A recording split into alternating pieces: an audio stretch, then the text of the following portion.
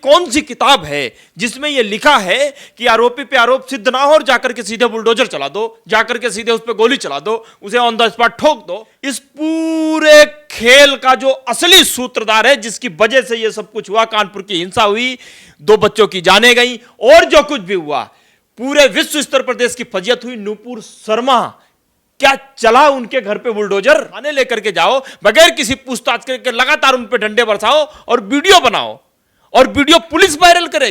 कौन सी किताब में लिखा है? संविधान के कौन से राइट में लिखा है? आप मुझे इस बात का बता दीजिए, जवाब दे दीजिए इस बात का मुझे। क्या मुख्यमंत्री चीफ जस्टिस बन गए हैं? क्या उनके पास ये अधिकार है उस पे अपराध सिद्ध किए बगैर ऑन द स्पॉट जो है आप बुलडोजर भेज करके उसके घर को तोड़वा देंगे? अरे एक घर को बनाने के लिए उस घर के लोग पूरी जिंदगी एक स्वप्न अपने दिमाग में देखते हैं, मन में देखते हैं, हृदय में उस सपने को सजोते हैं। और आरोप यदि एक पे हो तो सजा तो एक को ही होनी चाहिए ना। एक के आरोप के चक्कर में आप सबको सजा कैसे दे सकते हो? आपने जिस मकान को तोड़ा, उस मकान में रहने वाले बहुत लोग थे, आपने उनके स्वप्न को तोड़ दिया। अगर यह नीति है तो फिर तो सुप्रीम कोर्ट को भी कम से कम 5, 7, 8, 10 बुलडोजर खरीद लेने चाहिए। और बुलडोजर खरीद करके मतलब यह दिखाने के लिए, देखो ये पावरफुल सरकार है, हम किसी पे कुछ भी कर सकते हैं, हम तानाशाह हैं, और हिसाब आपसे लिया जाएगा। और जो कुछ भी आप ये कर रहे हो सब कुछ याद रखा जाएगा, सब कुछ याद रखा जाएगा। गोपाल तिवारी सर, आपका स्वागत है। सुबह से जो है बुलडोजर का मामला चला, कुछ लोग इसका विरोध कर रहे हैं, कुछ लोग इसका समर्थन कर रहे हैं। सबसे पहले मेरा यही सवाल कि आपके विचार में क्या है? देखिए, बुलडोजर का तो विरोध सब करेंगे, और जो कोई बुलडोजर का विरोध कर रहा है वो बिल्कुल सही भी कर रहा है। मैं भी बुलडोजर का विरोध करूंगा, आप भी बुलडोजर का विरोध करें, कोई और भी करेगा। अब कोई भी उपद्रवियों के समर्थन में नहीं है, हिंसा के समर्थन में कोई नहीं है। लोग उसका विरोध कर रहे हैं जो संविधान के दायरे से बाहर निकल करके अनावश्यक कार्रवाइयां की जा रही हैं, उसका विरोध कर रहे हैं। बड़े समझने की बात है कि क्या मुख्यमंत्री चीफ जस्टिस बन गए हैं? क्या उनके पास यह राइट है, क्या उनके पास यह अधिकार है कि कोई भी हिंसा होती है या कोई भी अपराधी जो है संदेह के घेरे में होता है, उस पे अपराध सिद्ध किए बगैर ऑन द स्पॉट जो है आप बुलडोजर भेज करके उसके घर को तोड़वा देंगे? सुप्रीम कोर्ट भी इस बात को मानता है कि जब तक आरोपी पे आरोप सिद्ध नहीं हो जाए तब तक पूर्णतः वो निर्दोष होता है, और जब तक आरोप सिद्ध न हो तब तक उस पर कोई कार्रवाई नहीं की जा सकती है। लेकिन यहां क्या हो रहा है? यहां तो सरेआम मखौल उड़ाया जा रहा है। आप मुझे बता दो, कानून की वो ऐसी कौन सी किताब है जिसमें यह लिखा है कि आरोपी पे आरोप सिद्ध ना हो और जाकर के सीधे बुलडोजर चला दो, जाकर के सीधे उस पे गोली चला दो, उसे ऑन द स्पॉट ठोक दो? ऐसी कौन सी किताब में लिखा है कि उपद्रवियों को पकड़ करके आप थाने लेकर के जाओ, बगैर किसी पूछताछ के लगातार उन पे डंडे बरसाओ और वीडियो बनाओ और वीडियो पुलिस वायरल करेगी? कौन सी किताब में लिखा है? संविधान के कौन से राइट में लिखा है? आप मुझे इस बात का बता दीजिए, जवाब दे दीजिए इस बात का मुझे। आप तो इस तरीके से फंसी जाएंगे, कह रहे हैं कि आप ही कह रहे हैं कि जो है मतलब जो भी अराजकता फैला रहा है उसके हम लोग विरोध कर रहे हैं, लेकिन जो बुलडोजर चला रहा है हम उसका विरोध कर रहे हैं। तो मतलब कुछ समझ नहीं आया। बुलडोजर का विरोध होगा क्योंकि बुलडोजर नीति नहीं है हमारी। हमारा देश लोकतांत्रिक देश है, यहां संविधान से देश चलता है, बुलडोजर से देश नहीं चलता है। अगर यह नीति है तो फिर तो सुप्रीम कोर्ट को भी कम से कम 5, 7, 8, 10 बुलडोजर खरीद लेने चाहिए। और बुलडोजर खरीद करके वो मतलब आपका मन करेगा, सुप्रीम कोर्ट का मन करेगा तो वो आपको फांसी सुना देगा, और सुप्रीम कोर्ट का मन करेगा तो हमें छोड़ देगा। मतलब अपराधी को छोड़ने का मन किया तो छोड़ दिया, और निर्दोष को सजा देने का मन किया, सजा दे दिया। क्या यह नीति थोड़ी चलेगी? और हैरत की बात है कि अभी तक सुप्रीम कोर्ट इस पे उन्होंने कोई अपनी टिप्पणी नहीं दी है। और आप देख लीजिए, हाई कोर्ट के पूर्व चीफ जस्टिस हैं, उन्होंने सरेआम इस बात को जो है आकर के कहा है कि ये जो कुछ भी कार्रवाई हुई है इलाहाबाद में वो सरासर गैर कानूनी है। ऐसा कानून में कोई नियम कानून नहीं है जिस तरीके से आकर के उस प्रॉपर्टी को कुर्क कर दिया जाता। दूसरी बात, जिसका घर तोड़ा गया, जिसका नाम लगा करके तोड़ा गया कि ये अपराधी है, ये उपद्रवी है, पूरी की पूरी हिंसा का ये सूत्रधार है, वो घर उसके नाम भी नहीं है, वो घर उसकी पत्नी के नाम है। और जिसकी पत्नी के नाम हो, ये कहीं भी अधिकार नहीं है, कानूनी कोई अधिकार नहीं है कि आप उसका जो है वो घर तोड़ सकते हैं। लेकिन बताया जा रहा है कि घरों से बहुत कुछ चीजें मिली हैं। कौन सी चीजें मिली हैं भाई? ये सिद्ध हो गया क्या? मैं वही तो कह रहा हूं। मैं एक बार मान लेता हूं, चलो ठीक है वो है अपराधी, लेकिन अपराध सिद्ध तो हो जाने दो। अपराध सिद्ध हो जाए, जो मर्जी जो सजा बनती है संवैधानिक दायरे में, वो आप उस पर जो है सजा दे दो। लेकिन सवाल इसके पीछे ये है कि जिस तेजी के साथ ये बुलडोजर यहां चल गया, अपराध सिद्ध नहीं हुआ। अरे जिनके अपराध सिद्ध हैं उन पे बुलडोजर क्यों नहीं चला? सबसे बड़ा उदाहरण है अजय मिश्रा टेनी का पुत्र आशीष मिश्रा टेनी उर्फ मोनू। सरेआम उसके पब्लिक में कम से कम 52 वीडियो है, 52 videos on the public domain. सबने देखा किस तरीके से उसने कुचल दिया लोगों को गाड़ी के नीचे। उसके घर पे चला बुलडोजर। यति नरसिम्हानंद, उनके ऊपर चला बुलडोजर। और सबसे बड़ी बात, इस पूरे खेल का जो असली सूत्रधार है, जिसकी वजह से यह सब कुछ हुआ, कानपुर की हिंसा हुई, 2 बच्चों की जानें गई और जो कुछ भी हुआ, पूरे विश्व स्तर पर देश की फजियत हुई, नूपुर शर्मा। क्या चला उनके घर पे बुलडोजर?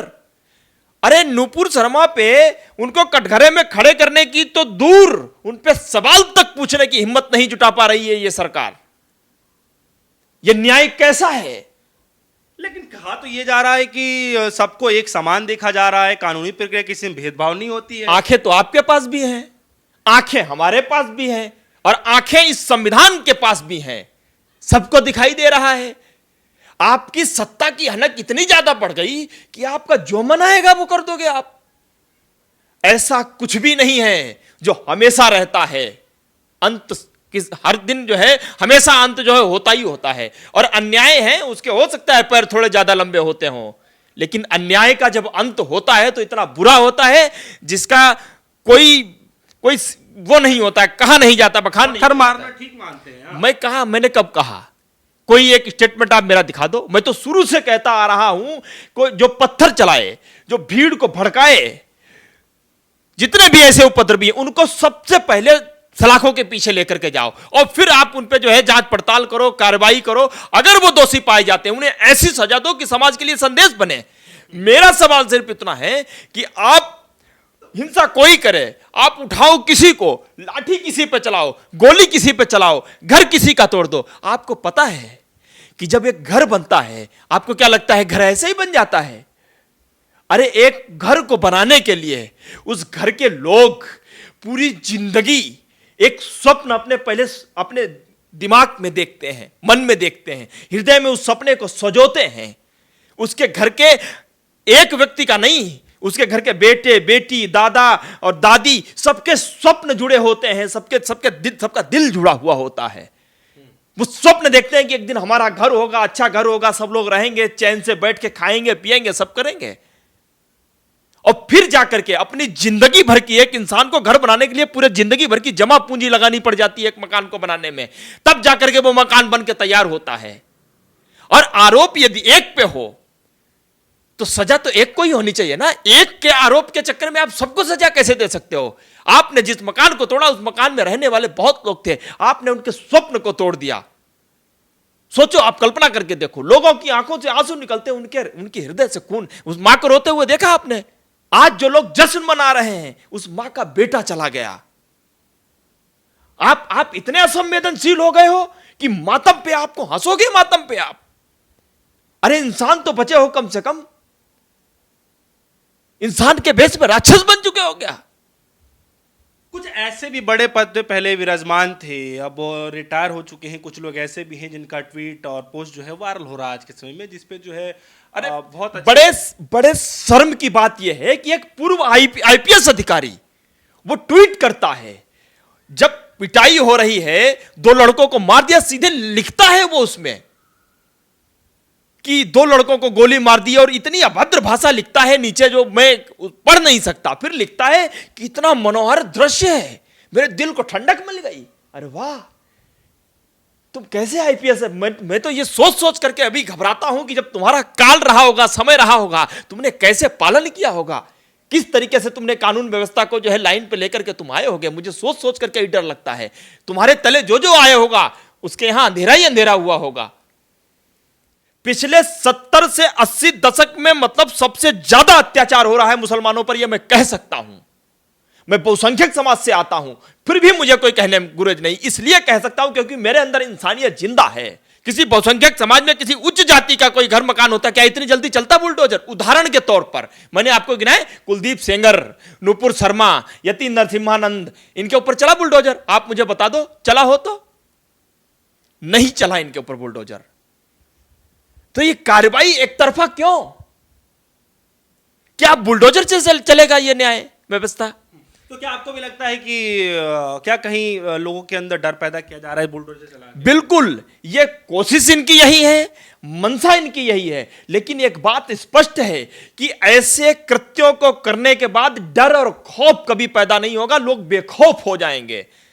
और जब लोगों को लग जाएगा कि अब जान बचाना ही मुश्किल पड़ रहा है, फिर तो हिंसा भड़कनी तय है। तुम तो जानबूझ करके इस देश को जो है उस आग पे खड़ा करने के लिए, उस आग में झोंकने के लिए तैयारी कर रहे हो, क्योंकि इस देश में बीजेपी और आरएसएस की जो मिली भगत है, उसने इस भारत की आत्मा पर चोट की है। आपको समझने की जरूरत है। मैं एक बात स्पष्ट तौर पर कह सकता हूं, इस देश में 1947 से पहले, आजाद होने से पहले और आजाद होने के बाद कभी भी हिंदू मुसलमान का जो है प्रॉब्लम नहीं था यहां। क्योंकि यदि प्रॉब्लम होता तो हिंदू और मुसलमान, सिख और ईसाई एक साथ, राम प्रसाद बिस्मिल और अशफाक उल्ला खां एक साथ गले मिलकर के उन्होंने शहादत नहीं दी होती, शहीद नहीं हुए होते, वो कभी प्रॉब्लम नहीं थी। प्रॉब्लम क्रिएटर फिर है कौन?